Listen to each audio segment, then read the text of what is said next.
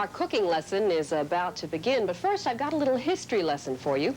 Back in 1980, when the Coast Guard buoy tender Blackthorn collided with the tanker Capricorn in Tampa Bay, one of the first search and rescue units on the scene was EC-SAR. And when the Sunshine Skyway Bridge collapsed, EC-SAR was there again. EC-SAR is the Eckerd College Search and Rescue Team. It's manned entirely by student volunteers. And tonight we'll discover why it's one of the busiest in Florida and one of the best.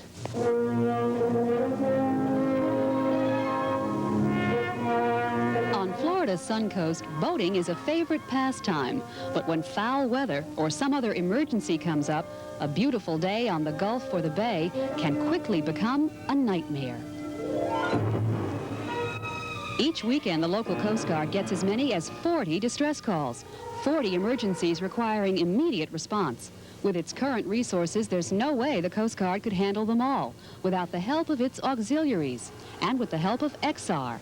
EC-SAR, that's the Eckerd College Search and Rescue Team. Mike Rosselette is a member of that team.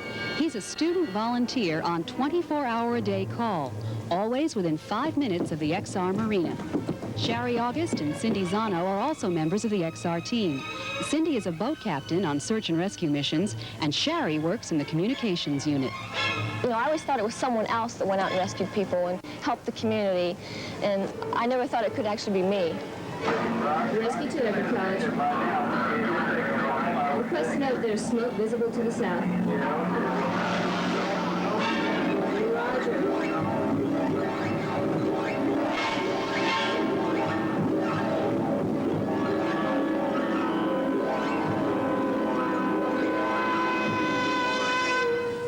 We're teaching management and seamanship skills to Eckerd students, and I think we're providing a real community service. Bill Covert was a founder of the EC-SAR program at Eckerd College 11 years ago. At first, the team's rescue services were offered only to the college community. But in 1977, EC-SAR expanded its service to the entire Tampa Bay area. Well, it's funny. The normal cases are nothing very dramatic. They're a simple tow or out of gas or a dead battery. They increase in complexity to a vessel aground, a vessel taking on water, occasionally a vessel sinking, occasionally a vessel on fire. When it comes to search and rescue, are you really just well-meaning amateurs? The students may be amateurs, but I think they've demonstrated their professionalism, and they take their work very seriously. And so apparently does the Coast Guard. When the Coast Guard buoy tender Blackthorn collided with the tanker Capricorn in January 1980, EC-SAR was one of the first units requested to respond in the search for survivors. Well, they're a very valued member of the West Coast SAR establishment. How good a job does EC-SAR do? Outstanding.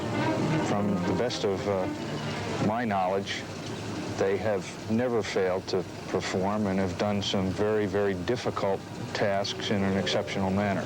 Perhaps EC-SAR's most difficult task came in May of 1980 when the tanker Summit Venture rammed the Sunshine Skyway Bridge. It was very rough, and it was very rainy and dark, and we really didn't know what happened. We knew that a bus or some cars had gone off the skyway, but we really didn't know that it had fallen. And when we went out, I saw the tanker against the skyway, and then I looked up and I saw the skyway wasn't there anymore.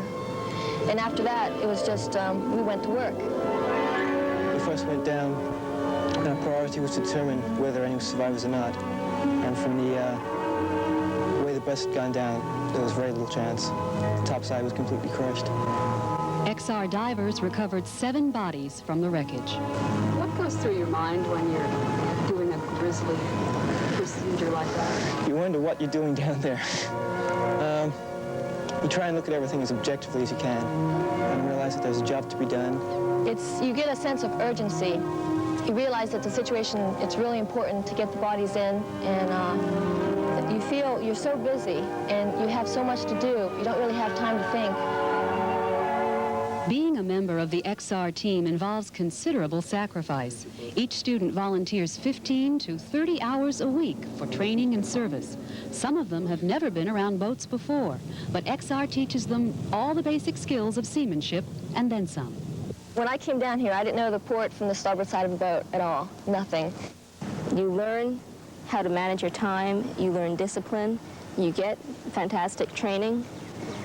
You get a lot of comradeship, the experience of working with a team, and a real good feeling about yourself.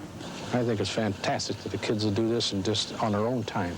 I think it's a dedication that we need a lot more of in the USAA. Alan Brennan really means what he says. Last summer, his boat engines broke down near Bunce's Pass with a storm coming up. Then Alan felt a pain in his chest, and he knew he was having heart trouble. My engines are down. I'm in a current. I need help. How did you feel when you first saw the Eckerd rescue crew coming into sight? I was elated. I had taken some nitroglycerin to stop my chest from hurting too much, and I was elated, and they called to me on a bullhorn and told me what they wanted, which I did. And then I put the boat up and got back in, and they come aboard. One of the folks come aboard my boat with me, and they did the steering us up and brought the boat into Paso Grill. The EC-SAR approach stresses teamwork because there's an element of risk in every rescue procedure. That's particularly true for the divers. Do you ever think about the danger? Yes, all the time. It's always playing in the back of your mind. You just realize that you're trained to accept your own potential and to realize that. Why do you take the risk? About negligible to quarter of an hour. To hope that one day, as a diver, we can recover someone alive from the water. The purpose of EC-SAR is to serve the Tampa Bay community. But the way the students see it, what they get out of it is worth far more than what they put in. I'm from Ohio, and so up there's not much seawater around, and so I've learned an awful lot about the sea. EC-SAR has been the highlight of my Eckerd experience. It pushes you, it's hard, it takes a lot of time, it takes a lot of commitment, and it's a fantastic experience. I'm extremely proud of our EC-SAR students. They're dedicated and professional, and I wouldn't trade them for the world. EC-SAR depends entirely on contributions from the public to keep its operation going, and it costs more than $5,000 a year just to pay its fuel bills. Next up.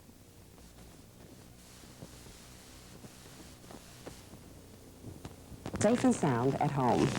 Such rescue missions